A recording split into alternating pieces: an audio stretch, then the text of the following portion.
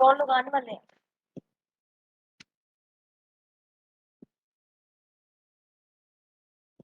चले डेट और साथ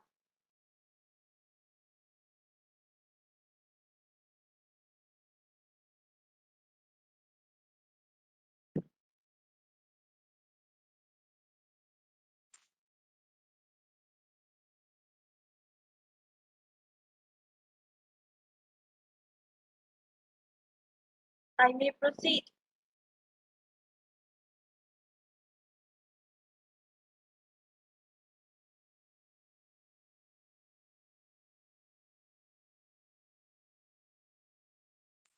Last class is over or not?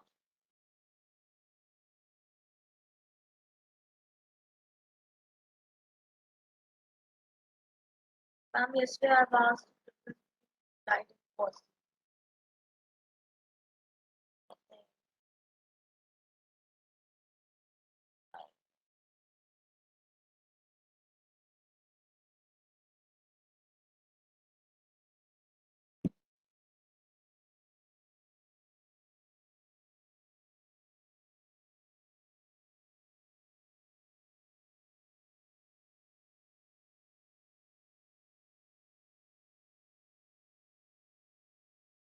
This one class is over.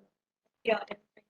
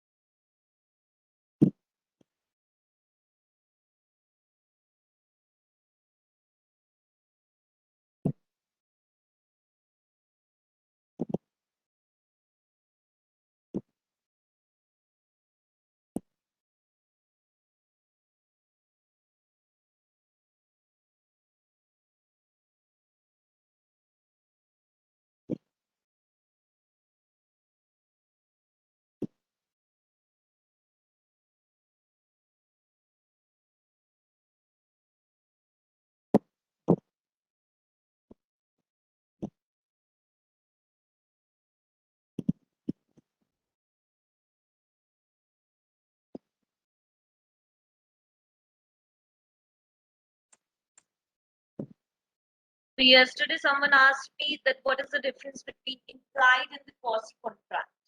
Okay.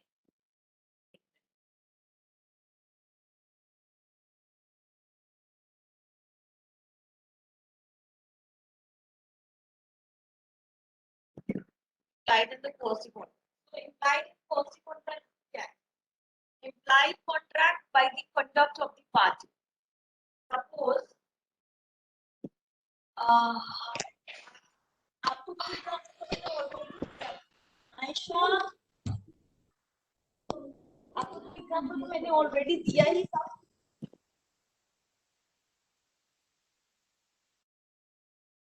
मैंने वो पुली वाला एग्जांपल दिया था आपको. ठीक है कि ट्रेन के पैसेंजर उतरा, पुली उसका सामान लेके चल दिया. You can say was one passenger also went along with him. ठीक है.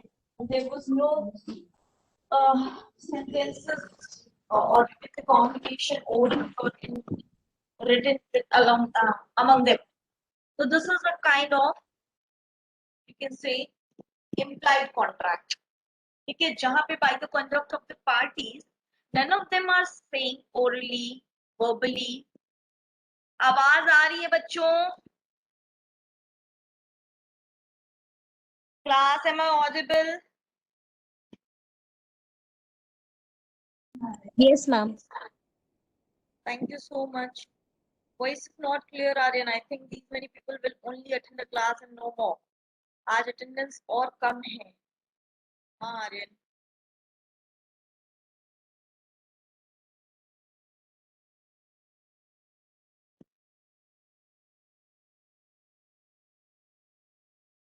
Okay.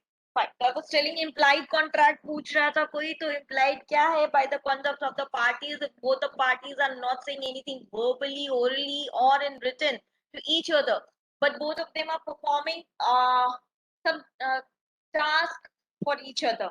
Suppose one has taken the chocolate and other one has given the chocolate and took the money from him without uttering a single word.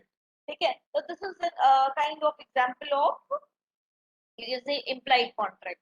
Where कोर्सी contract में क्या है कि कोर्सी contract जैसे क्या है कि ऑफर एक्सेप्टेंस में नहीं हो रहा, वहां पे उसने चॉकलेट मांगा या उठाया और पैसे दिए और लेकर चल दिया, ठीक है, तो यहाँ पे ऑफर एक्सेप्टेंस हुआ। ठीक है, कॉसी कॉन्ट्रैक्ट में ऐसा नहीं होता ना कि कोई डूब रहा है या किसी का सामान जो है वो गायब हो रहा है तो उसने जो है अगले को ऑफर करा कि मेरा सामान गायब हुआ है ढूंढ के दो, ठीक है, या मैं डूब रहा हूँ मुझे बचाओ। तो there is no such offer and acceptance in case of quasi contract. यहाँ पे as per situation as per contingency जो है एक कॉन्ट्रैक्ट बन जाता है, ठीक है।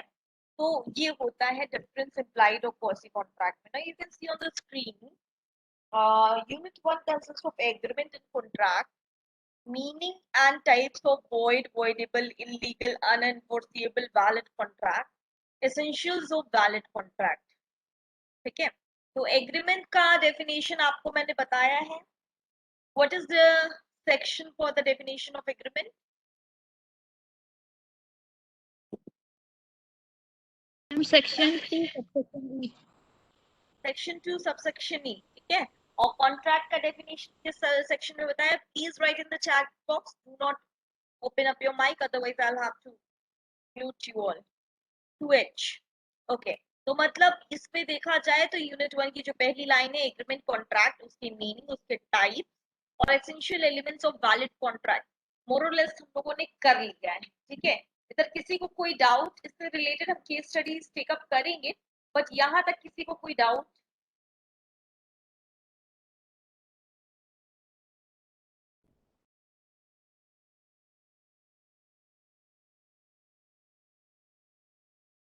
क्लास कल हम लोगों ने ये सब खत्म किया था, ये हो गया था ना, एग्जीक्यूटेड एग्जीक्यूटरी तक बता दिया था। तो यहाँ तक सबको सब क्लियर है?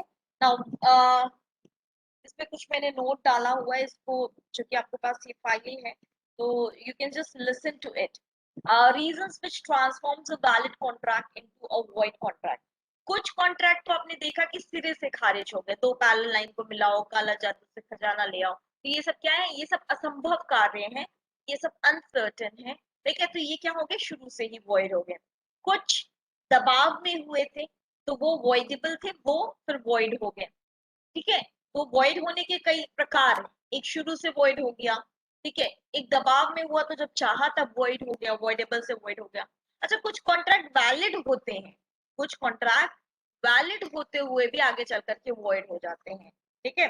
वो क्यों होते हैं? उसके कुछ यहाँ पे प्रॉब्लम दिए हुए हैं, जैसे कि सुपरवेनिंग इम्पॉसिबिलिटी या सब्सिक्वेंट इलीगैलिटी, ठीक है। सुपरवेनिंग इम्पॉसिबिलिटी या सब्सिक्वेंट इलीगैलिटी के जो इश्यूज आते हैं वो सेक्शन 56 में होते हैं। फॉर सपोज कि आपने जो है दो पार्टी ने ट्रेडिंग की बात करी वीट को लेकर के कि आप जो है 1600 रुपए के हिसाब से पर बोरे गेहूं जो है महीने की 20 तारीख को आप जो है जयपुर भिजवा दोगे यूपी से, ठीक है, तो आपने ये ट्रेडिंग जो है फिक्स कर दिया। तो it's a valid contract, it happened between two parties, between A and B, between UP Lucknow and Jaipur, ठीक है। अभी क्या होता है, अचानक से जो है 10 तारीख को सरकार का नियम आ जाता है कि private trading in wheat is ban, ठीक है। तो अब सुपरवेनिंग इम्पॉसिबिलिटी या सब्सिक्वेंट इलीगैलिटी ये कहता है कि अभी जब कॉन्ट्रैक्ट आज बना था 9 तारीख को तो ये करेक्ट था, ठीक है, लेकिन 12 तारीख को और 20 तारीख को ये परफॉर्म करना था, लेकिन तब तक ही सरकार का एक नियम आ गया जिसमें अब ये काम क्या है, अवैध माना जाएगा। तो अब क्या आप करेंगे? अब इसको अगर परफॉर्म आप करते हैं तो ये इलीगल कंसिडर हो जाएगा। तो अब चूंकि ये पहले वैलिड था, अब नए प्रोविजंस के आधार पर ये वॉइड होता है। तो कुछ कॉन्ट्रैक्ट होते हैं जो इनिशियली सारे टर्म्स एंड कंडीशन होल्ड करके एक वैलिड कॉन्ट्रैक्ट बनते हैं, कोई दिक्कत नहीं होती है, लेकिन आगे किन्हीं कारणोंवश वो इलीगल घोषित कर दिया जाता है या इम्पॉसिबल घोषित कर दिया जाता है, and that turns into void agreement, okay, void contract, ठीक है। Repudiation of voidable contract, cancellation of voidable contract आपको पता है। In case of the contract contingent on the happening of uncertain future event, जो इंग्लैंड वाला मैंने example दिया कि इंग्लैंड से माल आ जाएगा तो मुझे जो है 2 बोरे दिलवा देना, तो ये क्या है? अनसर्टेन है। तो these are some of the contracts which were valid but turned into void because of certain circumstances, ठीक है। अब यूनिट 1 में अगर हम देखें तो यूनिट 1 में हमारा जो रह जा रहा है अभी फिलहाल टेक्निकली, केस स्टडीज अभी हम पिकअप करेंगे, लेकिन टेक्निकली जो रह जा रहा है agreements expressly declared as void. ठीक है। अच्छा, अब क्या है, हमने जो है फाइल अभी नहीं बनाई है, तो हम इसको व्हाइट बोर्ड निकाल रहे हैं। व्हाइट बोर्ड पे हम सेक्शंस बताएंगे और सेक्शंस बता करके हम आपको एक्सप्लेन कर देते हैं। शाम तक हम आपको एक पीडीएफ फाइल भेज देंगे और कल उस मतलब नेक्स्ट वीक फाइल को शेयर करके आपको पढ़ाएंगे।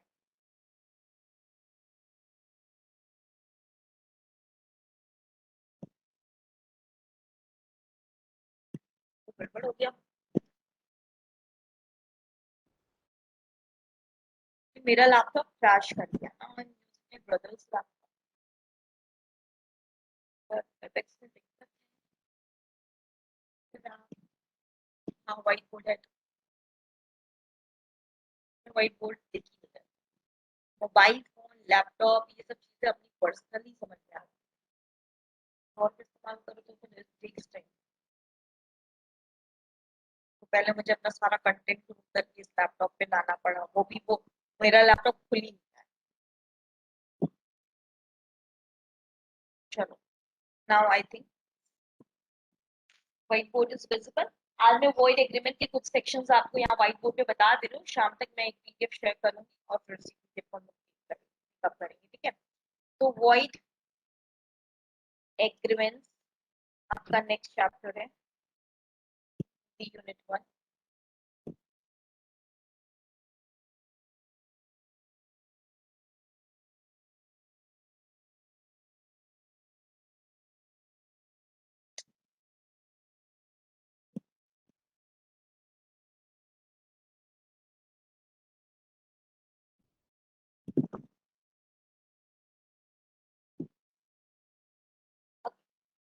वॉइड एग्रीमेंट्स में आपको एक्सप्रेसली डिक्लेयर्ड वॉइड एग्रीमेंट्स में मैंने आपको लास्ट क्लास में भी बताया था कि under ICA, under Indian contract act, there are certain conditions where some of the agreements are expressly said कि अगर ऐसा एग्रीमेंट होता है तो वो सिरे से खारिज है।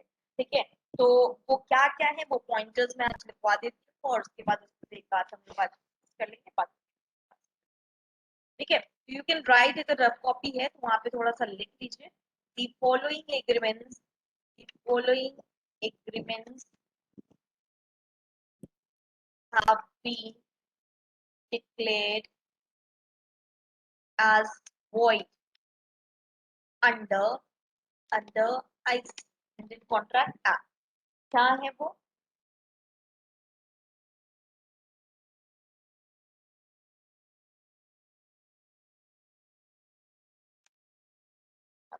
एक declared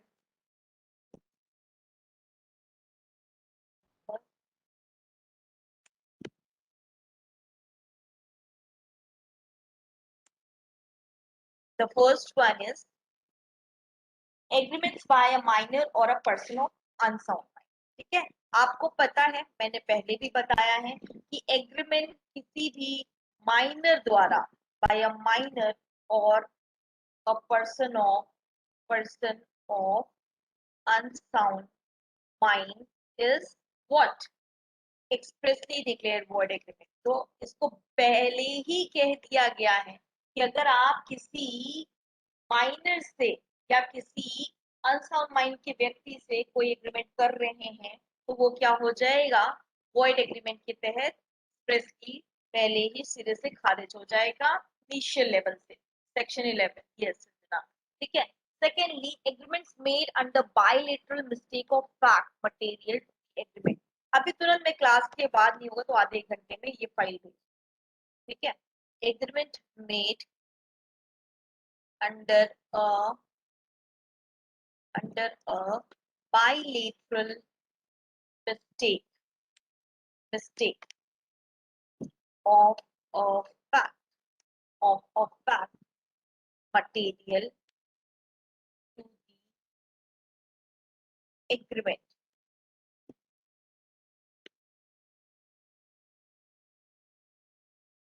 एग्रीमेंट, मान लीजिए दोनों ही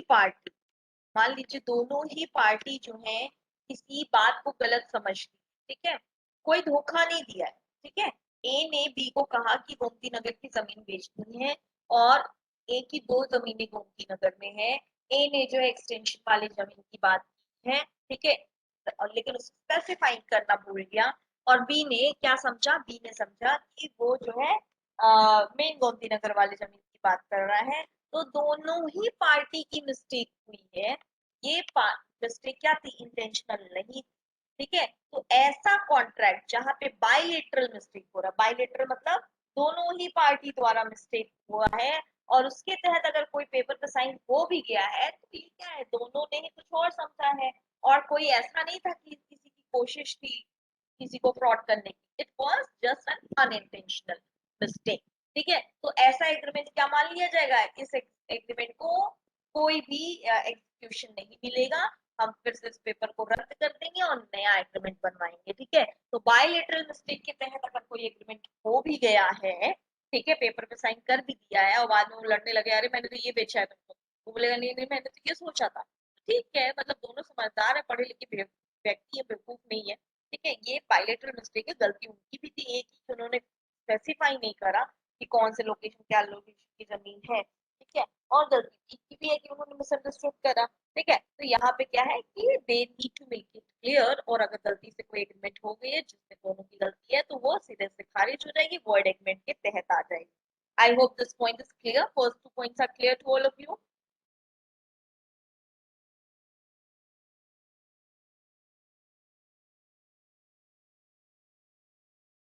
क्लास, ओके।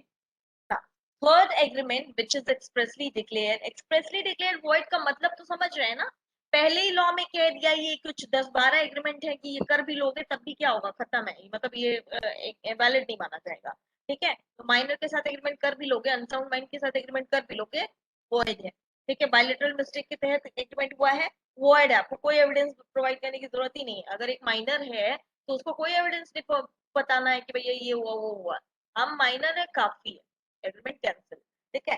थर्ड क्या है, एग्रीमेंट हुज ऑब्जेक्ट्स और consideration are unlawful, agreements whose object or consideration is unlawful, ठीक है। सेक्शन 23।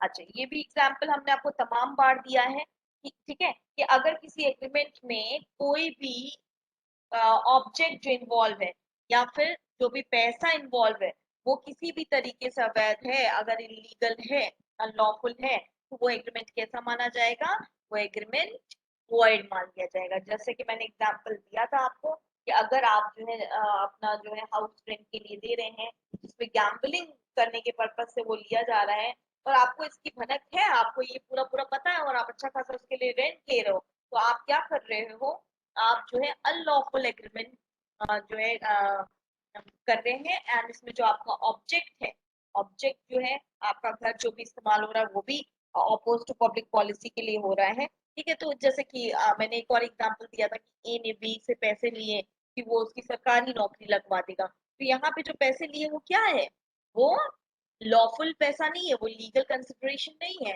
ठीक है। वहां पे जो घर मैंने दिया वो क्या है, लीगल ऑब्जेक्ट नहीं है, जो फोन बेचा चोरी का वो क्या है, लीगल ऑब्जेक्ट नहीं। तो ये सारी कंडीशन क्या है, ये सब अनलॉफुल कंसिडरेशन और ऑब्जेक्ट की बात कर रहे हैं। और अगर ऑब्जेक्ट या कंसिडरेशन दोनों में से कोई भी चीज अनलॉफुल है तो एग्रीमेंट क्या मान लिया जाएगा, वॉइड मान लिया जाएगा।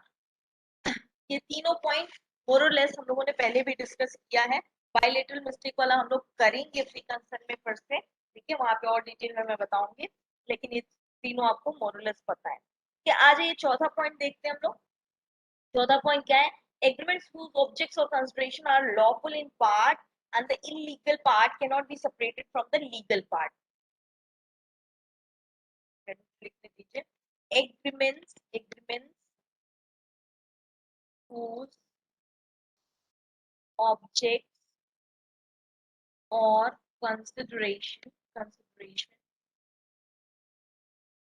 are unlawful unlawful in part in part and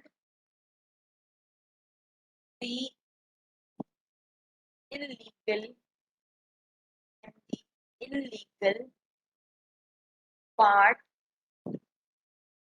cannot separate it from legal part.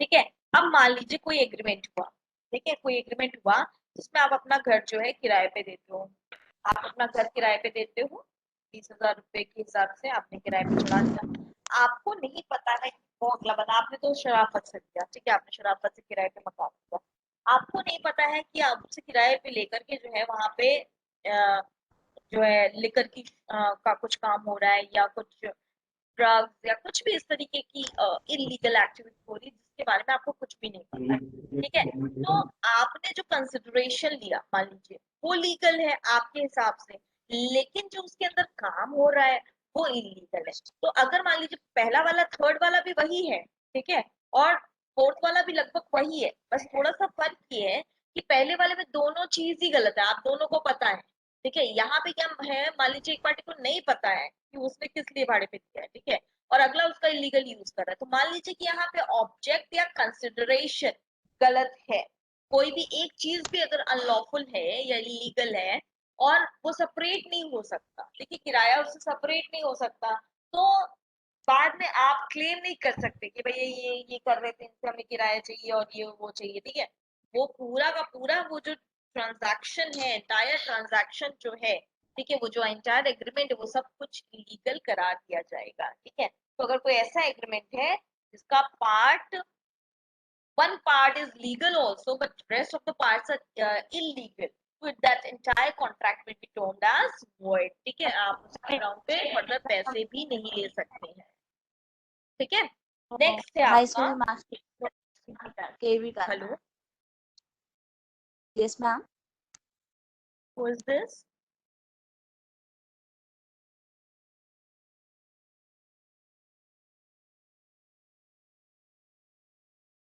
कोई कुछ बोल रहा था?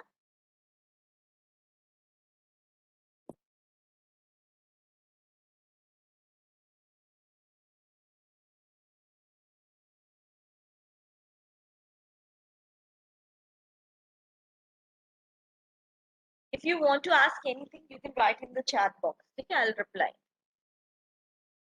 Now आ जाइए, agreements made without consideration are considered as void agreement, ठीक है, तो लॉ नॉर्मली क्या कहता है कि अगर कोई भी एग्रीमेंट बिना कंसिडरेशन के हुआ है, एग्रीमेंट विदाउट कंसिडरेशन, अगर कोई भी एग्रीमेंट बिना कंसिडरेशन के हुआ है तो it will be termed as void, ठीक है, तो agreements made without consideration is termed as void in section 25, ठीक है, नेक्स्ट इज फिफ्थ वन, आपको पता है, अच्छा अब इसके एक्सेप्शंस वाले जो कल मैं बता रही थी हल्का फुल्का कि अगर आप नेचुरल लव एंड अफेक्शन में अपने किसी ने अपने बेटी को अपने बेटे को कार दिया, जमीन दिया, ठीक है, तो वो क्या है, ऐसा जरूरी नहीं कि बदले में बेटा बेटी उनको कुछ दे, ठीक है, तो ये लेकिन बड़ा सम है, ठीक है, तो एग्रीमेंट हुआ है एक तरीके का, तो इसमें वही होता है कि कई बार कंसिडरेशन के बिना भी एग्रीमेंट होता है, प्रोवाइडेड वो नेचुरल लव एंड अफेक्शन में किसी क्लोज रिलेशन को कुछ दिया हो आपने,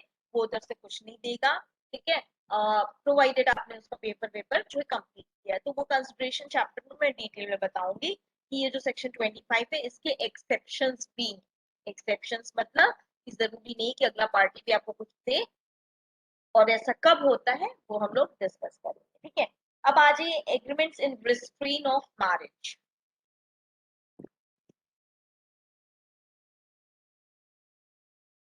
agreements in restraint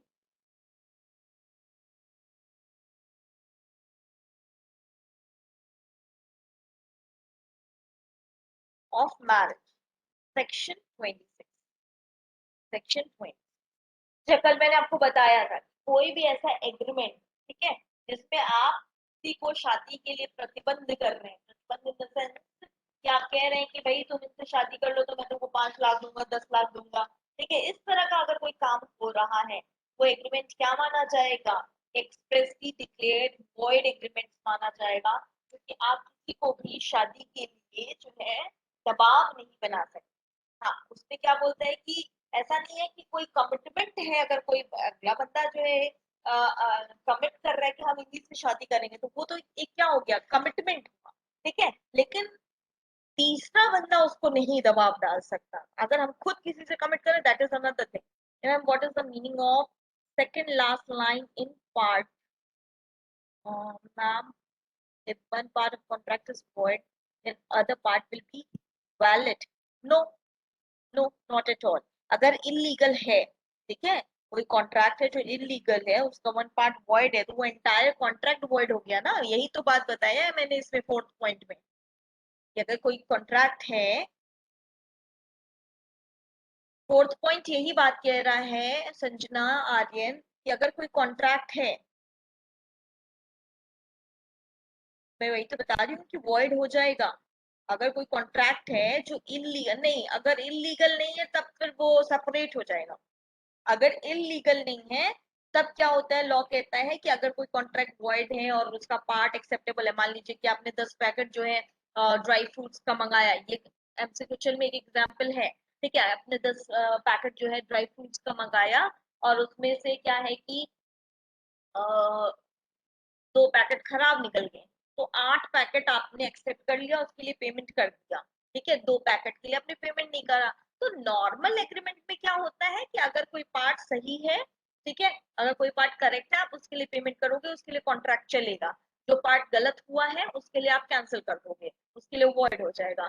तो तुम्हारी जो वो बात है, अब मैं समझी कि जो तुम पूछ रहे हो कि अगर वॉइड एग्रीमेंट में कोई पार्ट गलत है तो वो वॉइड हो जाएगा, अदर पार्ट चलेगा। हाँ चलेगा, ये तुम्हारा क्वेश्चन जो है, ma'am if one part of the contract is void then the other part will be valid. Yes, it will be valid provided the void part was not illegal.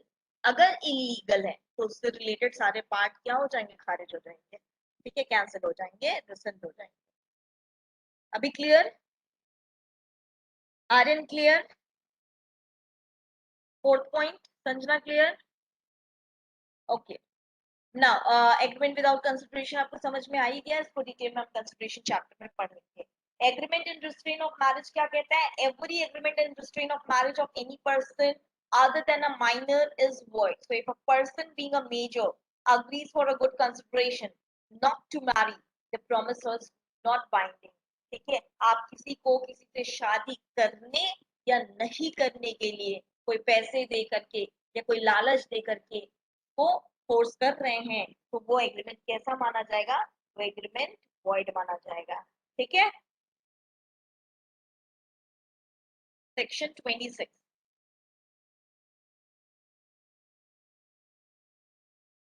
Seventh point है agreements in restraint of trade. Agreements in restrain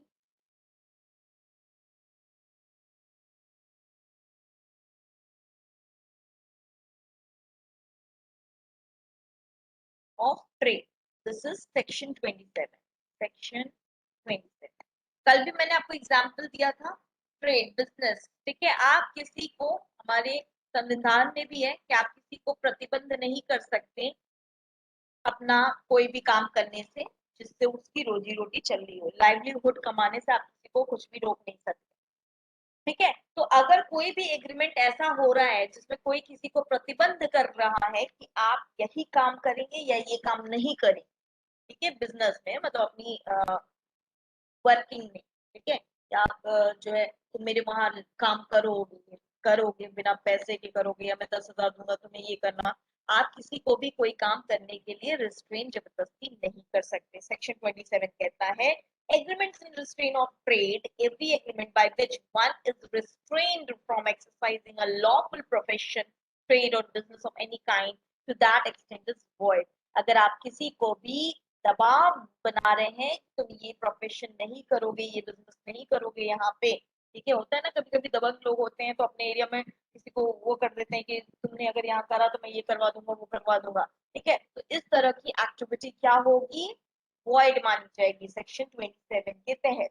Public policy requires that every man shall be at liberty to work for himself and shall not be at liberty to deprive himself of the fruit of his labor, skill or talent by any contract that he enters into.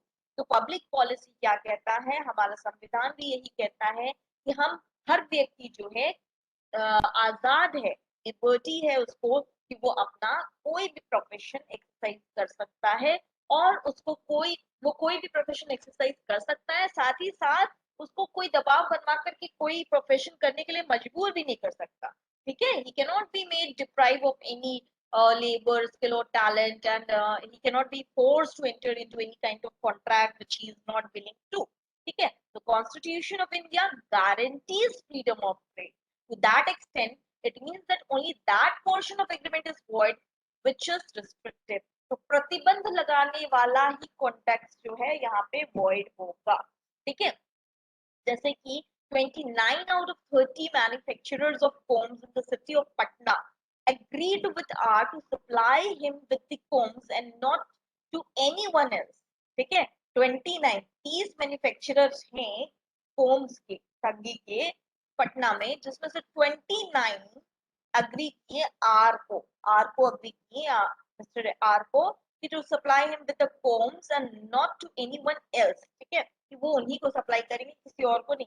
Under the agreement R was free to reject the goods if he found there was no market for them. ठीक है, लेकिन agreement में R is free to reject the contract कि अगर if there is no particular market for them, अगर यहाँ पे नहीं है तो he is free to reject them, he can go there somewhere else and they can exercise their market. Now health the agreement amounted to the restrain of trade and was thus void. तो ये real का case है, Sheikh Kalu versus Ramcharan Bhagat का 1909 का case है ये, जिसमें ये जो है डिसीजन दिया कोर्ट ने कि ये भाई क्या है, ये आप जबरदस्ती कर रहे हैं कि ये माल सिर्फ आप ही को डिप्लॉय करेंगे, और ये क्या है, ये रिस्ट्रेन ऑफ ट्रेड है यार, ये आप उनको बिजनेस करने से रोक रहे हैं, क्योंकि यहाँ पे पटना में सिर्फ 29 लोग सिर्फ आप ही को सप्लाई करेंगे। दिस इज नॉट करेक्ट, ये पब्लिक मार्केट का नहीं है, ये कहीं और भी जाके सप्लाई कर सकते हैं। ठीक है, जब ये केस गया शेख कालू वर्सेस रामचरण भगत का कोर्ट में, तो वहां पे इस केस को वॉइड कर दिया गया, क्योंकि इसमें पाया गया कि रिस्ट्रेन ऑफ ट्रेड का एलिमेंट है। ठीक है, अभी मैं आपको ये केस स्टडी, ये पूरा पिक्चर जो है, एक्चुअली मैं बना नहीं पाई हूँ इस टॉपिक का, वॉइड एग्रीमेंट का मेरे पास फाइल नहीं बना हुआ है, it will take time. Rather मैं क्या करूंगी, इस बुक का ही जो है टेक्सटबिन की बुक है, अच्छी किताब है, मैं इनके 4 पेजेस में है, इनके पिक्चर बना करके पीडीएफ करके जो है आपको भेज दे रही हूँ। You can have a reading in next class, we will have some more examples with related to restraint of trade in order to make it clear. समझ में आया अभी रिस्ट्रेन ऑफ ट्रेड, थोड़ा बहुत समझ में आया? महिमा, मानसी,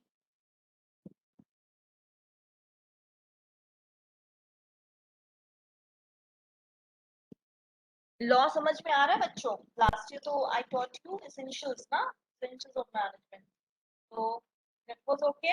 अभी ये समझ में आ रहा है ना law?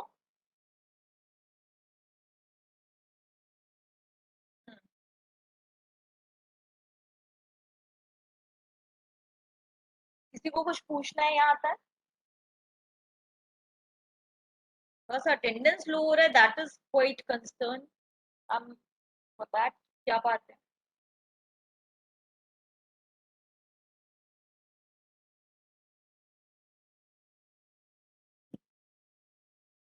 Just give me a second, I'll share the link for today's class.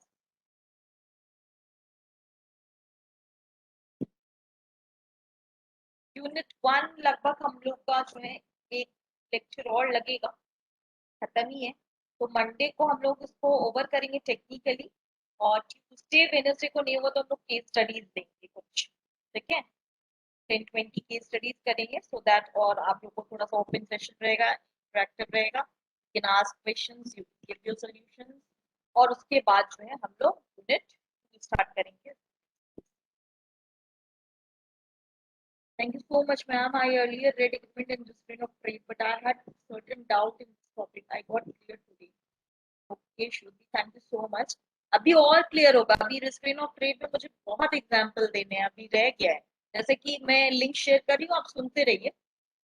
Restrain of trade का एग्जांपल सबसे बढ़िया जो है पार्टनरशिप में आता है, जैसे रिस्ट्रेन ऑफ ट्रेड तो कहता है कि किसी को आप बिजनेस करने से रोक नहीं सकते। ठीक है श्रुति एंड एवरीवन, लेकिन पार्टनरशिप एग्रीमेंट में क्या होता है कि 2 या 3 लोग जब पार्टनरशिप में होते हैं, तो तब ये प्रतिबंध लगाने का थोड़ा सा परमिशन है कि जब 3 लोग पार्टनर में हैं तब वो एक पेपर साइन करेंगे जिसमें रिस्ट्रेन ऑफ ट्रेड लगाएंगे, ठीक है, और कहेंगे कि नहीं, जब तक कि हम लोग पार्टनरशिप में हैं तब तक हम तीनों में से कोई भी इस तरीके का बिजनेस पैरेलल नहीं करेगा। हो सकता है ना कि कोई एक दोस्त थोड़ा चालाक हो और वैसा ही बिजनेस जो है कहीं बाराबंकी साइड खोल रखा हो और यहाँ से सारा डेटा ले जा करके अपना बिजनेस वहां चालू कर दे और धीरे धीरे 6 महीने में यहाँ से रफू चक्कर हो ले। ठीक है, होता क्या मेन मार्केट में आपने किया 2 लोगों के साथ मिल करके और वहां से आपका दिमाग क्या है, दिमाग खिलाड़ी है, वहां से इंफॉर्मेशन मार्केट बना रहा है और धीरे धीरे जैसे ही मार्केट बना निकल करके अपना बिजनेस चालू कर दिया। तो रिस्ट्रेन ऑफ ट्रेड नहीं लगाना है, लेकिन कहीं कहीं पे लगता है, जैसे कि पार्टनरशिप एग्रीमेंट में अप टू सम एक्सटेंट। तो कहेंगे कि जब तक पार्टनरशिप में है तब तक कोई नहीं करेगा।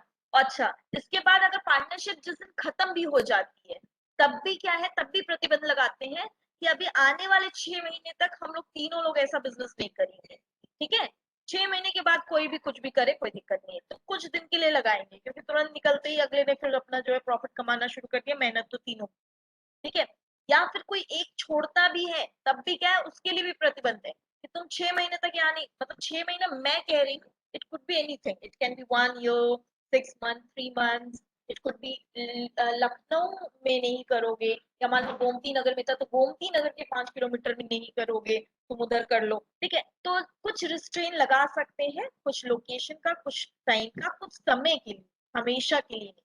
ठीक है, तो अभी और क्लियर हुआ Shruti, restraint of trade?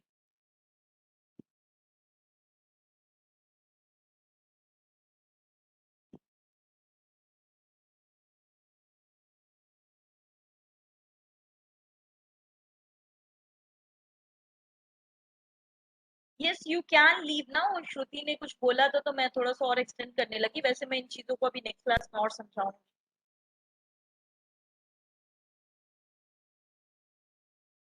Okay, fine. Now you can mark your attendance and leave. We will talk about void agreements in detail in next class. Thank you all.